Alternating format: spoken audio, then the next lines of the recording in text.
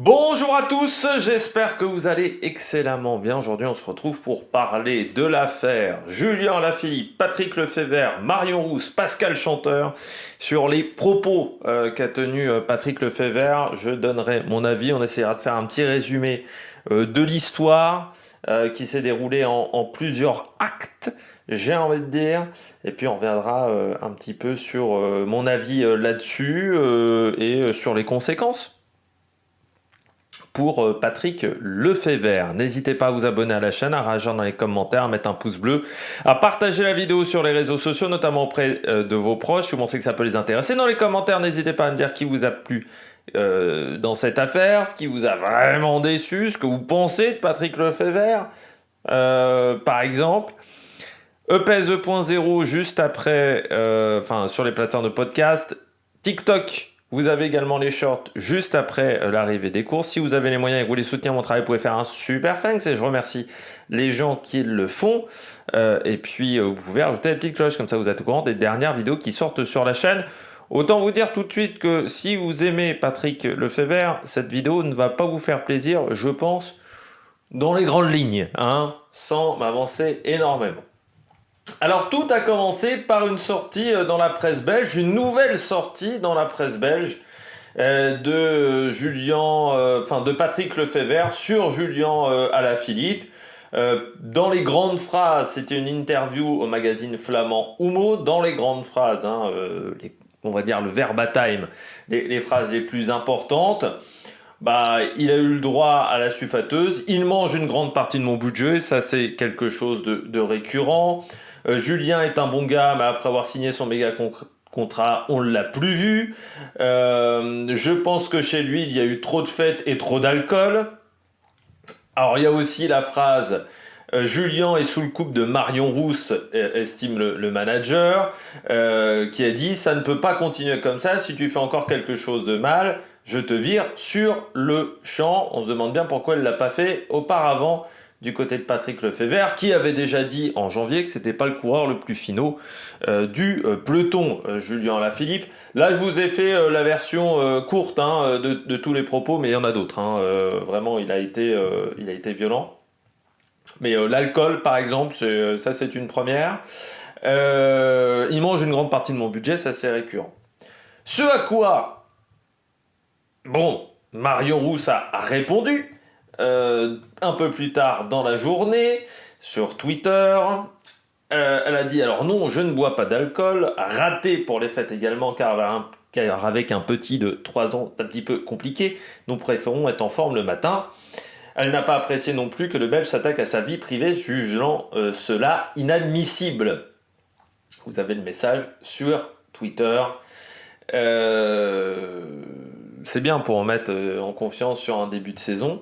Et puis, dernière déclaration, c'est Pascal Chanteur, le président de l'UNCP, donc le syndicat des coureurs, qui a dit « Cela relève du domaine du privé, du familial, et ça, c'est déplorable qu'un employeur puisse avoir de tels propos à l'encontre d'un de ses salariés. Ce genre de choses se passerait dans une entreprise lambda.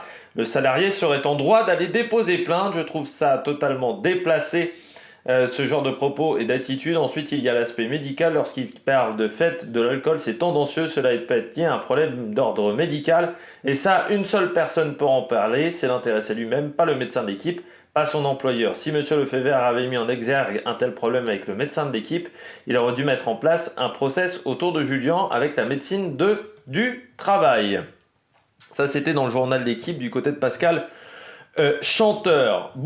Qu'est-ce que j'en pense déjà des propos de Patrick Lefebvre? Alors déjà, je vais vous donner mon avis global sur l'aspect communication. Je comprends déjà pas l'idée. C'est-à-dire que soit Patrick Lefebvre est débile, soit son objectif, c'est de créer une polémique, soit son objectif, qui est aussi débile de créer une polémique, mais soit il avait vraiment l'idée en tête, et le timing, surtout, on va en parler. Julien doit reprendre samedi sur le Het Nieuwsblad. Donc déjà faire cette sortie-là à 5 jours, 4 jours de sa rentrée, je sais plus, c'était hier, de sa rentrée sportive, c'est d'une intelligence folle. Dans une situation, je rappelle que Julien est dans sa dernière année de contrat. peut se dire que de toute manière, il risque pas de renouveler avec Patrick Lefebvre. Je comprends pas l'idée du côté de Patrick Lefebvre, parce que soit il est stupide et il sait pas qu'en disant ce genre de phrase, ça va pas être repris dans la presse, soit son objectif c'est juste de faire une polémique, mais alors pour mettre son équipe en confiance et pour mettre un courant en confiance, c'est, je pense pas, l'idée du siècle. Et je comprends pas l'idée non plus, parce que vu les termes qu'il a employés, on est certainement sous le coup d'une diffamation. Il faudra qu'il se méfie, Patrick Lefebvre, qu'il n'y ait pas un procès qui lui arrive au cul dans 2-3 jours. Du côté de Julien Alaphilippe, on va voir ça quand même dans les heures à venir, qu'il n'ait pas un procès. Mais je comprends pas l'idée, en fait, tout simplement. À quoi ça sert de faire ça? À quoi ça sert depuis 2 ans, 3 ans, de critiquer Julien Alaphilippe? Alors au départ, on pouvait dire, oui, c'est Julien Alaphilippe, bon, c'est peut-être pour taper un petit peu dans l'orgueil, sauf que là, c'est au-delà de « je veux taper dans l'orgueil de mon coureur ». Je veux taper dans l'orgueil de mon coureur, oui, bah, ce que fait Philippe Lucas, par exemple, qui dit « ah bah, toi, avec ce temps-là, tu vas conduire le bus à Rio », par exemple, pour ceux qui avaient vu la fameuse vidéo. Oui, là, il veut taper dans l'orgueil, mais Philippe Lucas, il va pas dans la presse pour dire Charlotte Bonnet, elle boit 150 litres d'alcool par jour, juste pour l'emmerder parce qu'elle va rejoindre son compagnon en Suisse. Enfin, tu vois, par exemple, si on prend le cas de Philippe Lucas, il a pas dit Pellegrini, c'est une débile, par exemple. Juste parce qu'elle partait en Italie. Là, on a l'impression qu'il y a une haine désormais de la part de Patrick Lefebvre envers Julien Alaphilippe, parce que j'ai l'impression qu'il a toujours eu du mal de se dire que Alaphilippe a été champion du monde et que c'est vrai qu'avec ses maillots de champion du monde, il a peut-être pas obtenu les top résultats avec sa formation, mais il faudrait peut-être se poser la question également sur la stratégie que parfois a eu la Quick Step sur ces dernières années. Je comprends pas l'idée, vraiment, je comprends pas l'idée de dire ce genre de choses à ce moment-là, d'attaquer sa femme, en quoi sa femme est responsable des résultats de son mari, là aussi. Bon. Pour moi, Lefebvre, s'il veut créer une polémique et mettre une mauvaise ambiance dans l'équipe, c'était la meilleure solution. Mais je vois pas en quoi ça va donner des résultats sportifs. Et il va falloir qu'il se méfie, quand même, Lefebvre. À sa place, je sortirai pas trop de la voiture de Quick Step pendant le prochain Tour de France. Parce que il s'attaque quand même à l'un des coureurs français qui a la plus grosse aura en ce moment, avec Christophe Laporte. C'est comme si Plugueux, il critiquait Christophe Laporte. Tu vois, par exemple. Il disait que Christophe Laporte, c'est le plus stupide, à 2 jours du Tour de France. Parce qu'aujourd'hui, Alaphilippe, en plus avec le départ à la retraite de Pinot, par exemple, t'as Romain Bardet, mais c'est l'un des coureurs qui a la plus grosse aura aujourd'hui en France. Donc, je comprends pas l'idée. Ensuite, on va revenir sur les propos. Les propos de Patrick Lefebvre. Qui sont quand même des propos extrêmement graves que reproche Patrick Lefebvre. Alors, il mange une grande partie de mon budget. Bon, il mange une grande partie de nos budgets. Après, Patrick Lefebvre, il n'était pas obligé de lui donner aussi un aussi gros contrat. C'est-à-dire qu'il reproche quand même à Julien Alaphilippe une erreur que lui, il a commise. De donner un contrat d'aussi longue durée à un coureur comme Julien Alaphilippe avec un aussi gros salaire. Il pouvait le laisser partir avec le titre de champion du monde. Il pouvait dire, moi je veux pas mettre cette somme-là sur Julien Alaphilippe. Il a voulu mettre cette somme-là. C'est lui qui a décidé. C'est Patrick Lefebvre. Enfin, avec son compagnon tchèque, qu'on décidé, enfin son compagnon d'aventure entrepreneuriale tchèque, c'est ces deux-là qui ont décidé du salaire de Julien Alaphilippe. Enfin, Julien Alaphilippe leur a pas braqué une arme sur la tempe pour obtenir ce salaire-là. Donc, si Patrick Lefebvre a fait l'erreur d'avoir un coureur qui lui grève la moitié de son budget, si aussi Patrick Lefebvre a fait l'erreur de ne pas réussir à avoir un plus gros budget de la part de ses sponsors, si Patrick Lefebvre est en fait un mauvais gestionnaire d'équipe peut-être, parce que c'est ce qu'on nous disait l'année dernière, que grosso modo, l'équipe a un énorme déficit. Bah, c'est pas de la faute de Julien Alaphilippe, c'est de la faute de Patrick Lefebvre. Donc si Patrick Lefebvre donnait un aussi gros salaire, c'est son erreur. Mais c'est comme le mec qui dirige Israël, Sylvain Adam, qui critique Christopher Froome, bah fallait pas le recruter les mecs. Enfin, quand t'as recruté Christopher Froome, tu savais que tu prenais un risque quand même, parce qu'il venait d'avoir son accident. En lui donnant un contrat de 3 ans, tu savais le risque que tu prenais. C'est comme si le mec d'Ineos disait oh bah Egan Bernal, il me grève la moitié de mon budget, il a pas de résultat. Bah fallait pas lui donner un contrat de 5 ans non plus, de 6 ans, parce que oui, en cas de blessure, bah tu payes un coureur à rien foutre. Je trouve, donc déjà il reproche un truc qui est en fait une erreur de sa part. Fallait pas lui donner un aussi gros contrat. Alors oui, t'aurais peut-être perdu Julien Lafilippe, bon bah il aurait fait des mauvais résultats chez EF. Donc voilà. Alors ensuite, il dit Julien est un bon gars, mais après avoir signé son méga contrat, on ne l'a plus vu. Ça, c'est aussi un petit peu. Il faudrait nuancer. Nuancer, parce que déjà, après son premier titre de champion du monde, il y a eu des résultats en 2021. Il y a eu quand même des résultats en 2021. Certes, en 2022, là, les résultats ont été beaucoup plus en difficulté. Mais en 2021, il y a des résultats. Je rappelle qu'avant son titre de champion du monde aussi, il y a des résultats. En passant. Et ensuite, il y a eu des blessures et des chutes. Là, on a l'impression que Julien Alaphilippe, il a eu 3 dernières années sans aucun problème physique. C'est juste lui qui met pas d'envie au niveau de sa saison. Bah, c'est un peu plus complexe que ça quand même. Il y a eu des chutes, il y a eu des blessures. Alors même si, oui, je suis d'accord avec Lefebvre sur l'idée que les résultats ne sont pas là, ça c'est clair et net, que la dernière année n'a pas été bonne, je suis d'accord aussi là-dessus. La dernière année, enfin les 2 dernières années n'ont pas été bonnes. Autant 2022, il y avait une excuse, c'est vrai que sur 2023, l'excuse est un petit peu moins là. Parce que il y a eu une saison complète, mais en termes de résultats, il y avait 0.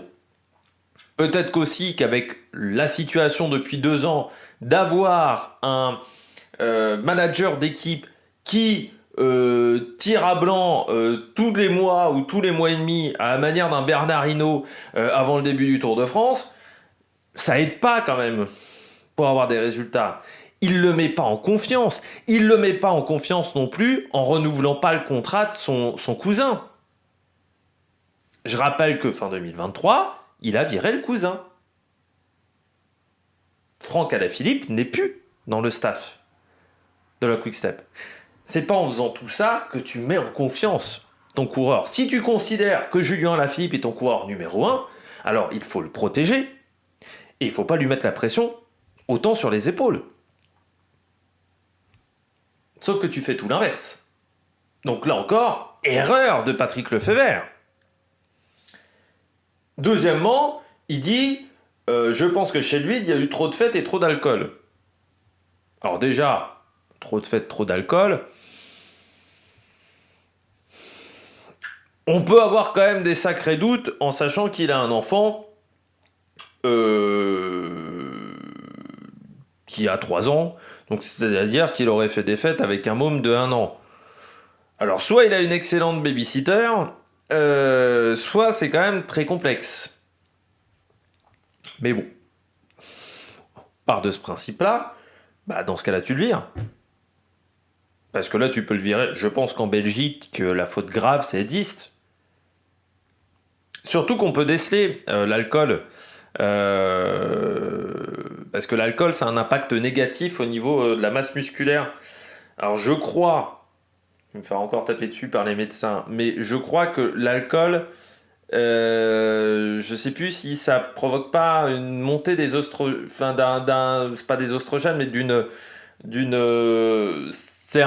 c'est pas bon au niveau de la testostérone. Je me souviens qu'il y avait eu Kevin Mayer, il y avait eu un reportage comme ça où on suivait les coulisses un petit peu de Kevin Mayer et t'avais le mec analysé toutes ces données physiologiques à Montpellier et qui disait ah bah t'as pris de l'alcool. En voyant juste la prise de sang et sans regarder le taux d'alcool dans le sang, tu vois, parce qu'il voyait qu'il y avait un taux d'hormones qui était différent. Et je crois qu'il y a un taux d'hormones, faudrait vérifier ça, hein, mais je crois que ça peut se déceler sans avoir le taux d'alcool. Donc, bah, dans ce cas-là, tu le vires.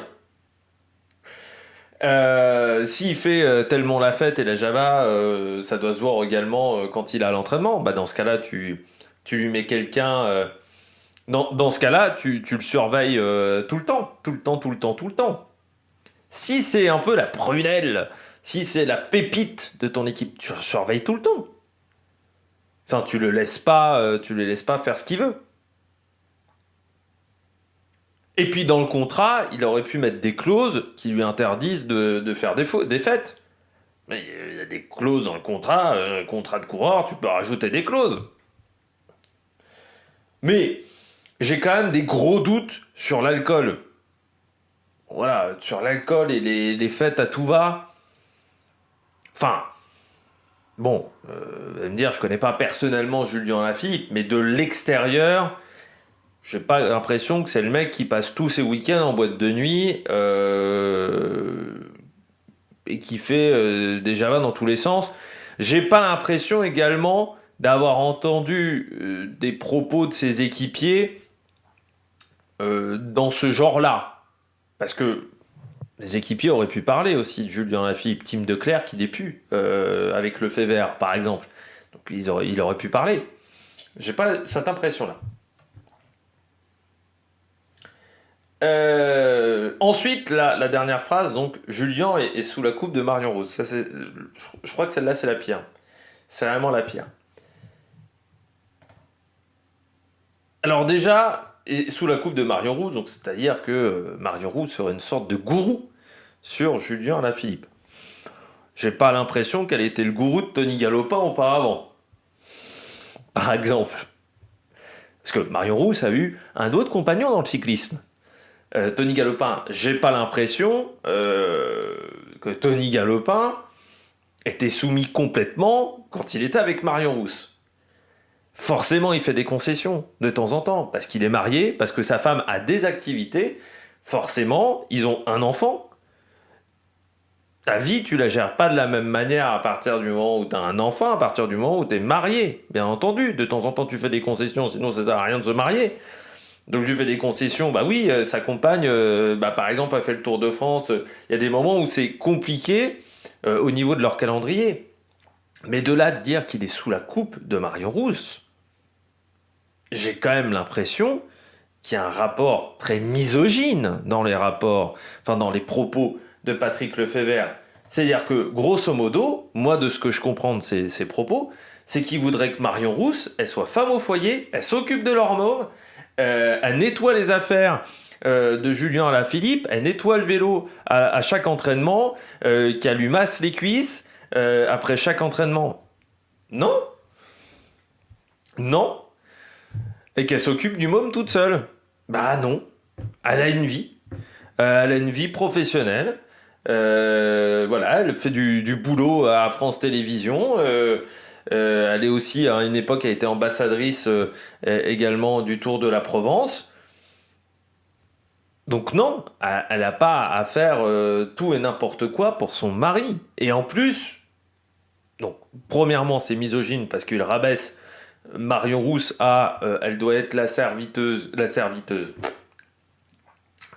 Elle doit servir, comme ça on fera pas de faute de français. Elle doit servir Marion Rousse, elle doit servir Julien Lafilippe, donc on en a cette impression-là, quand même.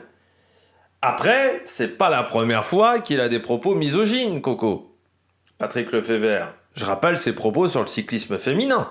Pendant très longtemps, il ne voulait pas d'équipe féminine, parce qu'il disait, malgré qu'il y avait Lotte Kopecky qui à l'époque galérait un petit peu en termes de résultats, mais parce qu'elle était mal entourée, on voit que maintenant à la SD Work ça va beaucoup mieux, mais il disait grosso modo, je suis pas à Pôle emploi, je suis pas l'armée du salut, je suis pas le Pôle emploi belge. Il avait utilisé ou je suis pas la CAF belge. Voilà, il avait utilisé un propos très dur sur le cyclisme féminin, pour ensuite monter une équipe de cyclisme féminin, mettre des parts dans une structure féminine, faire le sponsoring d'une structure féminine. Et dans ses derniers propos, je ne sais plus si c'est cette interview-là ou une interview d'avant, il a quand même dit qu'il ne voulait pas de salaire minimum dans le cyclisme féminin parce qu'il considère qu'il n'y a pas assez de niveau dans le cyclisme féminin. En même temps, s'il n'y a pas de salaire minimum, t'as la moitié des filles qui arrêtent aussi aujourd'hui dans le cyclisme féminin. Tiffaine Laurence, par exemple, est un exemple. Donc je pense profondément qu'il est misogyne, Patrick Lefebvre. Et les propos sur Marion Rousse, pour moi, c'est de la misogynie pure. C'est de la misogynie pure. pour moi, c'est condamnable. Hein, en me disant, grosso modo, bah, Marion Rousse, faut qu'elle soit à la maison. Voilà. Puis il faut qu'elle mette ses intérêts de côté pour favoriser les intérêts de son mari. Ça se passe pas comme ça, un couple. Alors peut-être qu'à son époque, ça se passait comme ça. Après, je ne sais pas si Patrick Lefebvre est marié. Mais bon, ça doit être compliqué pour sa femme, dans ce cas-là. Mais pour moi, c'est complètement des propos misogynes. En quoi une femme doit mettre ses intérêts de côté pour ceux de son mari? Non, ça se passe pas comme ça dans une relation de mariage. Donc, j'ai du mal à comprendre ces propos, et pour moi, c'est des propos qui sont graves. Et du côté de l'alcool, j'espère qu'il a des preuves, Coco, parce qu'on est totalement dans de la diffamation. Et ça, c'est condamnable par la justice, hein, française et belge. Donc, j'espère qu'il a les preuves, Patrick Lefebvre. Mais connaissant le bonhomme, il va nous dire dans 3 semaines, oh non, mais c'était des bêtises, parce que souvent il le fait ça, Lefebvre, de dire, oh bah non, en fait j'ai pas vraiment dit ça, vous avez mal compris mes propos, ce genre de choses. Sauf que là, ça ne suffira pas, vraiment, du côté de Patrick Lefebvre. Alors, après ces propos de Patrick Lefebvre, moi il y a quand même une question qui me tracasse. Parce que si Julien Alaphilippe est si pourrave que ça, si Julien Alaphilippe est une contrainte dans le budget de sa formation Soudal Quick-Step, si Julien Alaphilippe est un alcoolique notoire, pourquoi il ne l'a pas viré? Pourquoi il ne l'a pas viré? Parce que, techniquement, Julien Alaphilippe alcoolique, je pense que donc ça peut être considéré comme une faute grave. Imaginons qu'il soit pointé bourré sur une course. C'est une faute grave. Donc, dans ce cas-là, faute grave, tu le vires. C'est facile. Tu le vires, voilà, motif, faute grave, puis ensuite vous allez au prud'homme. Et s'il est vraiment alcoolique, bah ça passe pas au prud'homme, quoi. Dans ce cas-là, si Julien Alaphilippe est alcoolique, alors pourquoi, comme le disait très bien Pascal Chanteur, du côté de la médecine du travail, pourquoi il n'y a pas eu de cure de désintoxication? Pourquoi? C'est-à-dire que tu fais rouler dans un peloton professionnel un alcoolique notoire. Moi, j'ai quand même du mal à croire au niveau de l'alcoolisme, pour tout vous dire, parce que l'alcool est quand même un produit qui détruit le corps. Je pense autant que la cigarette, voire même plus que la cigarette. Ça détruit tout, hein. Ça détruit pas que le foie, ça détruit les os, ça détruit tout, l'alcool. Il pourrait continuer à faire du cyclisme en étant à un très bon niveau, en étant complètement alcoolique. Alors, dans ce cas-là, la marmotte a mis le chocolat dans le papier d'alu. Très clairement, du côté de Patrick Lefebvre. Mais si il est incompétent, si il n'est pas au niveau, bah soit alcoolique, soit t'avais la faute grave, mais c'est pas comme si l'année dernière, il y avait quand même plusieurs équipes qui voulaient le recruter, et que tu n'as pas voulu le lâcher. Quand la Quick-Step s'est retrouvée dans cette situation de fusion avec la Bisma, et même avant, ça a daté même d'avant, que ça soit Cédric Vasseur ou Jean-René Bernaudot, on sait qu'il y a eu des contacts avec Patrick Lefebvre. Jean-René Bernaudot ne se l'était pas caché. Il avait juste dit « Moi, je suis OK pour recruter Julien Alaphilippe, mais je ne veux pas payer la dernière année de contrat. » C'est-à-dire ça, je suis contre, il avait dit Jean-René Bernaudot, je suis contre payer la dernière année de contrat. Bon, il semblerait que ça ne soit pas passé du côté de Jean-René Bernaudot. On sait que Cédric Vasseur a contacté aussi Patrick Lefebvre. En plus, il a des acquaintances avec Patrick Lefebvre. Elle a été coureur de Patrick Lefebvre, Cédric Vasseur. À l'époque où, en plus, Patrick Lefebvre gérait était encore presque directeur sportif. Donc, dans ce cas-là, bah, tu avais 2 offres au moins, voire peut-être plus. Si c'était un problème pour ton budget au niveau du salaire, tu te débarrassais du coureur. Gratuitement, tu le filais. Pourquoi il ne s'est pas débarrassé de Julien Alaphilippe? Soit c'est parce que il aime, il est sadique à ce point-là, Patrick Lefebvre. Donc il y avait des opportunités. Alors ça serait Julien Alaphilippe qui demandait tellement d'argent que Jean-René Bernaudot et Cédric Vasseur n'en auraient pas voulu. Mais bon, je rappelle que Jean-René Bernaudot, il a quand même eu Peter Sagan. C'est-à-dire que Julien Alaphilippe aurait demandé encore plus d'argent que Peter Sagan, plus de conditions que Peter Sagan. J'ai des sacrés doutes. C'est qu'il ne voulait pas s'en débarrasser. Donc c'est qu'il ne doit pas être si incompétent que ça. Ou dans ce cas-là, il adore garder des incompétents dans ses équipes. Je suis assez surpris. Autre paramètre à prendre en compte dans cette affaire, Julien Alaphilippe, Marion Rousse, Pascal Chanteur, Patrick Lefebvre. Patrick Lefebvre nous parle très gentiment de nous dire « Oh, c'est un fêtard, ça n'a rien à faire dans une équipe cycliste, c'est un alcoolique, ça n'a rien à faire dans une équipe cycliste. » Or, l'alcool, ça lui pose un problème, par contre, la cocaïne, ça lui pose aucun problème. Non, parce que peut-être que Patrick Lefebvre, alors c'est vrai qu'avec l'âge, des fois, la mémoire est un petit peu défaillante. Mais Patrick Lefebvre, l'affaire Boonen, 2008-2009. À l'époque, Tom Boonen est dans une situation un petit peu difficile. Sur les classiques flandriennes, vous avez Cancellara qui devient de plus en plus performant, par exemple. Sur les sprints, il y a Cavendish qui arrive, notamment Greppel, et qui sont meilleurs que lui du côté du sprint, avec un Torosov qui gagne pas mal également. Et il se fait choper 2 fois pour la cocaïne. Une première fois en 2008, une deuxième fois en 2009. Ce qui lui vaut une suspension, je crois que c'est 6 mois de suspension qu'il a pris, Boonen. Moi, j'ai le souvenir que Boonen sniffait de la coke.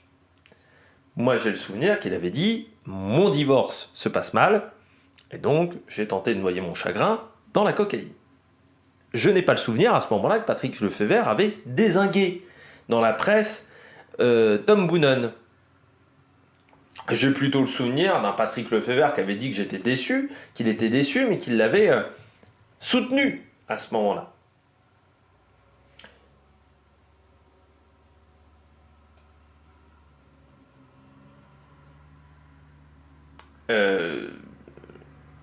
Donc c'est quand même assez exceptionnel. C'est un peu un 2 poids 2 mesures entre, d'un côté, une situation où il avait dit qu'il était déçu, mais qu'il avait plutôt soutenu son coureur. J'ai même des phrases de l'époque de Patrick Lefebvre, dans un article de 20 minutes, qui avait dit « Je suis profondément déçu, je ne sais vraiment que dire, vous imaginez bien que je ne suis pas en train de danser dans mon salon, je suis profondément déçu. » Et il disait que c'était un événement extra-sportif, et il avait été déçu surtout parce que la première fois où il s'était fait contrôler, il avait dit « J'espère que l'affaire va lui servir de leçon », et qu'il n'avait pas... ça ne lui avait pas servi de leçon. Mais il faut quand même se rappeler qu'à ce moment-là, Patrick Lefebvre, malgré le fait qu'en 2008, il se fasse choper pour cocaïne, il lui avait donné une prolongation de 3 ans de contrat. Donc, à l'époque, la cocaïne, ça ne le gênait pas. Alors, par contre, l'alcool, alors pas du tout. Mais la cocaïne, on a le droit d'en sniffer quand on veut.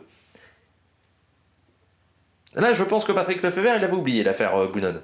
Et j'ai pas souvenir que pendant toute la carrière de Boonen, même quand Boonen a eu des résultats qui étaient déclinants, il défonce Boonen. Alors, est-ce que le problème de Patrick Lefebvre, c'est qu'il n'aimerait pas les coureurs français?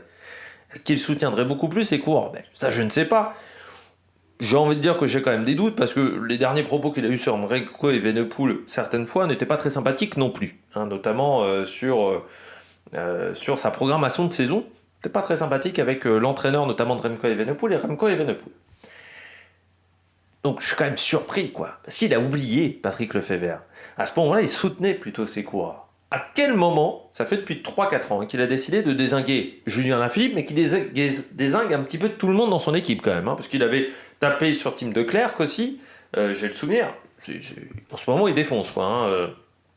Je parle même pas de l'équipe des Flandriennes l'année dernière, qu'on a pris aussi plein la gueule.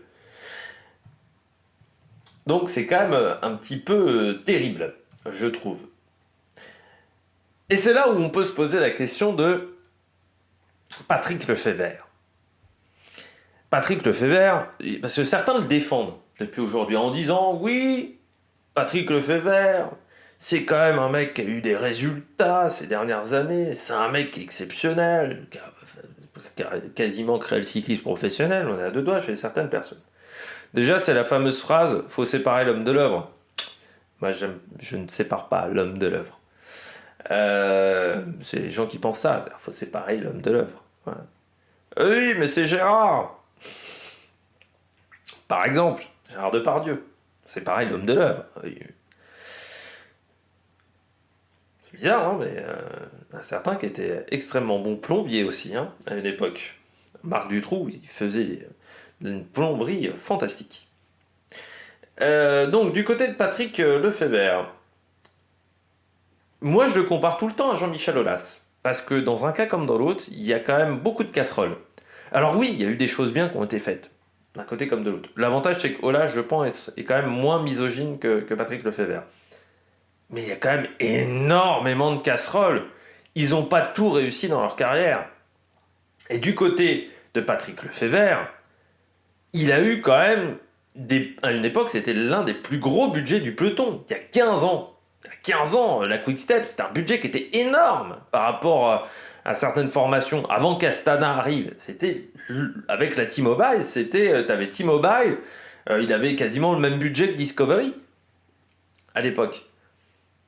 Et pourtant, il a eu des bons coureurs. Michael Rogers en montagne. Michael Rogers, pas devenu un champion du monde en puissance en montagne. C'est pas devenu le mec qui a remporté 3 Tours de France. Pourtant, il était bon contre la montre, il était pas mauvais en montagne. À l'époque, il était même plutôt bon en montagne. Il a eu quand même des super équipes. Il n'a pas toujours eu des super résultats. Il y a quand même des coureurs où ça s'est planté. Stigman, sur la fin, c'était une catastrophe. Il a fait des mauvais choix aussi avec Stigman, avec De Volder. Il y a quand même eu une période où sur les classiques flandriennes, il avait le plus gros collectif. Ils ont quand même perdu des courses. Je pense à une remportée par Stannard.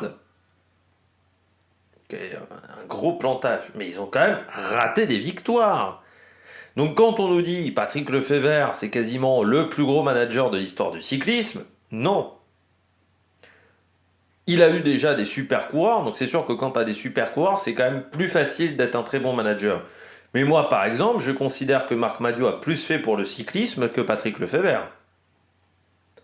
Moi, je considère aujourd'hui que Patrick Lefebvre, c'est pas le mec qui a plus fait pour le cyclisme. Et moi, je trouve que Patrick Lefebvre, avec ses déclarations ces dernières années, a fait quand même des trucs qui me révoltent. La fusion avec la Visma, c'est un truc qui m'a énervé.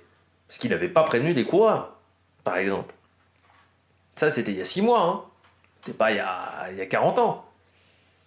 Patrick Lefebvre, c'est aussi un manager où dans ses équipes, il y a eu pas mal de cas de dopage. Il y a eu pas mal de trucs louches dans les équipes de Patrick Lefebvre dans les années 2000. Hein.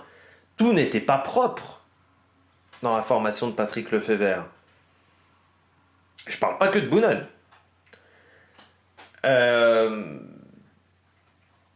Quand on regarde la carrière de Patrick Lefebvre, tout n'est pas nickel. Tout n'est pas exceptionnel. Il y a eu des ratés dans ses équipes. Enfin, à une époque, il aurait dû gagner toutes les classiques flandriennes. Et puis, la fusion, ça a été une catastrophe, la manière dont il l'a annoncé. La manière dont il en a parlé, Lefebvre. Pour moi, c'est comme Aulas. Et comme Aulas, pour moi, Lefebvre, il n'arrête pas à temps. Ça fait au moins depuis 4 ans ou 5 ans qu'il aurait dû arrêter Lefebvre.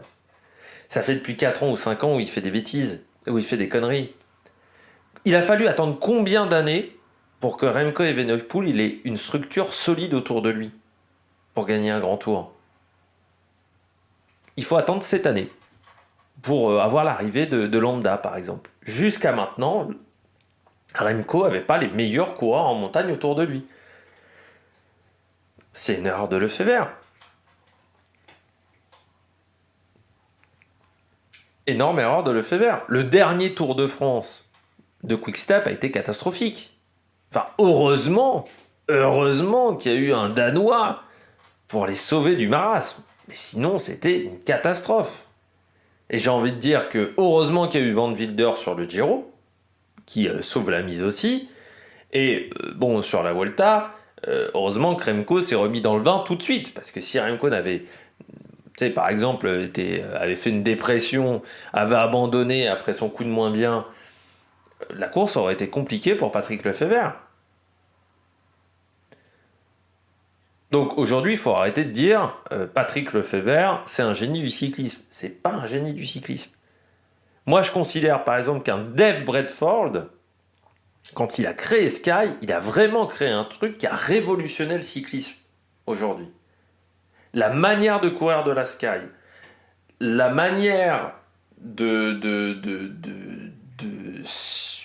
rendre scientifique n'importe quel aspect du cyclisme, c'est Sky qui l'a apporté, c'est pas Lefebvre. Marc Madiot, tenter d'avoir au maximum un cyclisme propre, tenter d'avoir un maximum des cyclistes qui aient une bonne image, d'avoir une famille dans son équipe, pour moi, c'est Marc Madiot qui l'a apporté. Lefebvre, il y a les sprinteurs. C'est vrai que tous les sprinteurs qui sont passés dans son équipe ont eu des résultats. Ça, c'est vrai. Mais considérer que Lefebvre est un génie du cyclisme, non. Considérer que Lefebvre a inventé plein de choses dans le cyclisme, non. Ça, c'est complètement faux. Et je pense qu'il faut savoir s'arrêter au bon moment. Je pense que Lefebvre, ça fait au moins depuis 4-5 ans qu'il aurait dû s'arrêter. Parce que ça commence à faire beaucoup. Entre l'affaire Alaphilippe, entre les propos qu'il a à plusieurs reprises sur Remco Evenepoel, les propos sur le cyclisme féminin, la fusion avortée avec la Visma,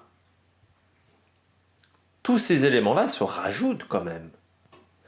Et aujourd'hui, pourquoi en France, mais je pense que dans d'autres pays aussi, on a, et puis une équipe qui n'est plus dominatrice. Sur les Flandriennes, c'est une catastrophe. Les 2 dernières campagnes de Flandriennes n'ont pas été bonnes. Au niveau des sprints, ça n'a pas été fantastique. L'année dernière n'a pas été fantastique pour la Soudal Quick-Step. Il faut bien le dire. C'est pas une équipe qui a fait une saison incroyable. Tous ces problèmes-là, rajoutés, ça commence à faire beaucoup, quoi. Et là, quand je dis qu'il faudrait savoir s'arrêter, bah oui, il faudrait savoir s'arrêter. Alors pour finir, les conséquences. Les conséquences, c'est potentiellement un procès. Potentiellement un procès parce que ce qu'il a dit est grave. Ce qu'il a dit est très très grave. Si c'est faux, c'est très très grave. C'est très très grave parce que pour moi, il y a un côté judiciaire, bien entendu, de diffamation, mais c'est très très grave parce que ça nuit à l'image du cyclisme, ça nuit à l'image de l'UCI. Pour moi, les propos que tient aujourd'hui Patrick Lefebvre, depuis plusieurs interviews, nuisent à l'image du cyclisme. Donc pour moi, l'UCI devrait faire un rappel à l'ordre. Il faudrait rappeler à Patrick Lefebvre que sa parole n'engage pas que lui. Ça engage un sponsor, ça engage une structure, et une structure connue dans le monde du cyclisme international, donc forcément, ça se met sur l'UCI. Puis j'aimerais aussi qu'il y ait des sanctions, parce que là, c'est du harcèlement, les propos dans la presse. Là, quand ça arrive à plusieurs reprises, c'est du harcèlement. Donc j'espère que Pascal Chanteur, mais également l'association des coureurs au niveau international, va réagir et va sanctionner Patrick Lefebvre. Et puis, moi, j'ai peur également des conséquences, peut-être sur un plus long terme, mais que ça soit Soudal ou Quick-Step, avec les propos qu'il a sortis aujourd'hui, Patrick Lefebvre, il a forcément énormément nui à l'image de ces 2 entreprises. Donc si Soudal ou Quick-Step, à un moment, décident de se désengager du cyclisme, il ne faudra pas être surpris que c'est de la faute des propos de Patrick Lefebvre. Eh bien, j'espère que vous avez aimé cette vidéo. Si vous avez aimé cette vidéo, n'hésitez pas à vous abonner à la chaîne, à réagir dans les commentaires, à mettre un pouce bleu. Et puis nous, on se retrouve pour de nouvelles aventures sur la Meilleure Production. Ciao, ciao!